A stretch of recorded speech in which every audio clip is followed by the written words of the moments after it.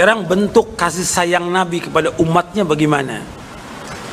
Bentuk kasih sayang Nabi kepada umatnya, apa Nabi membiarkan mereka berbuat kesyirikan, berbuat bid'ah, berbuat penyelewengan, berbuat maksiat? Justru bentuk kasih sayangnya Nabi jelaskan semua kepada umat.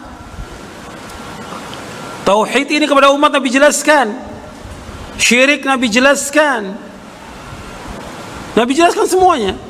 Kita juga demikian, kalau kita betul-betul sayang kepada umat kita, kepada mad'u, kepada murid-murid kita, jelaskan semuanya.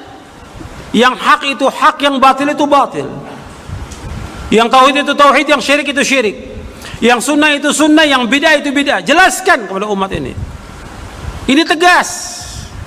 Karena itu yang dijelaskan oleh Nabi Muhammad SAW. Karena Nabi kasih sayang. Kalau umpamanya kan si dai membiarkan orang berbuat syirik, dibiarkan, gak dijelaskan, ngaji 10 tahun, ya, mondok 10 tahun, 20 tahun, ketika ditanya tentang rukun la ilaha illallah, nggak tahu. Apa mananya? Nggak tahu. Loh, Allah menciptakan kita untuk apa? Nggak tahu. Loh, antum nih ngaji di pondok, apa yang diajarkan? Ya cuma nyanyi.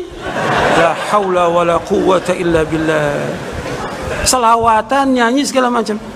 Loh, yang paling pokok apa dalam dakwah ini? Tauhid kepada umat. Berdosa besar dan zalim. Apakah si dai, si kiai, si ustaz, si habib zalim kepada umatnya? Kok umat gak dijajarkan tentang tauhid?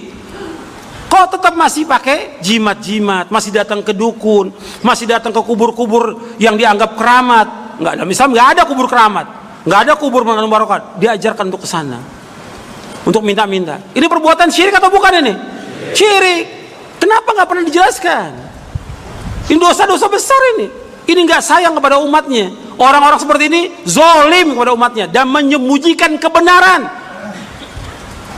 Allah menyebutkan dalam Al-Quran. Kita lihat dulu bagaimana orang-orang yang menyembunyikan kebenaran. Antum lihat. Allah berfirman dalam surah Al-Baqarah ayat 159. Innal ladzina yaktumuna ma anzalna minal bayyinati wal huda min ba'di ma bayyanahu lin-nasi fil kitabi ulaika yal'anuhumullah wa yal'anuhumul la'inun. Sesungguhnya orang-orang menyembunyikan apa yang kami turunkan dari al-bayyinat, dari keterangan-keterangan dan petunjuk, wal huda, petunjuk, sesudah kami jelaskan kepada manusia di dalam kitab, mereka adalah orang-orang yang dilaknat oleh Allah dan dilaknat oleh orang-orang yang melaknat. Dilaknat mereka oleh Allah. Kenapa? Mereka nggak jelaskan kepada manusia. Maka Nabi, bentuk kasih sayang Nabi itu menjelaskan kepada umat. Antum lihat di sini di halaman 261, antum lihat. Nabi ini kasih dan sayang kepada umatnya. Maka sifat yang demikian Rasulullah SAW terhadap umatnya ini menjadikan beliau yang pertama memperingatkan umatnya dari kesyirikan. Yang hal itu, syirik itu merupakan dosa yang paling besar. Karena bentuk kasih sayang Nabi, Nabi jelaskan kepada umat. Tentang apa? Tentang apa Nabi jelaskan? Tentang tauhid dan melarang mereka dari berbuat syirik. Melarang mereka datang ke kubur-kubur untuk minta-minta di kubur. Nabi jelaskan. Nggak boleh menyembah patung, nggak boleh menyembah pohon, nggak boleh punya keyakinan bahwa dukun-dukun bisa memberikan manfaat, menolak bahaya, nggak boleh. Dan nggak boleh datang ke dukun. Itu Nabi jelaskan terus menerus itu. Dan nanti saya akan sebutkan dalilnya bahwa Nabi terus mengingatkan umat kepada tauhid dan melarang syirik sampai 5 hari sebelum wafatnya. Yang kedua, menjelaskan kepada umat jalan-jalan yang dapat mengantarkan kepada kesyirikan dan melarang mereka dengan keras dari hal-hal tersebut, yakni hal-hal yang dapat mengantarkan manusia kepada kesyirikan. Kemudian termasuk jalan yang bisa mengantarkan kepada kesyirikan apa?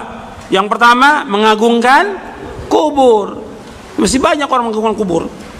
Yang kedua, bersikap gulu terhadap kubur. Yang ketiga, sholat di sisi kubur atau menghadap kubur dan yang semisal yang bisa mengantarkan kepada peribadahan kepada kubur-kubur tersebut.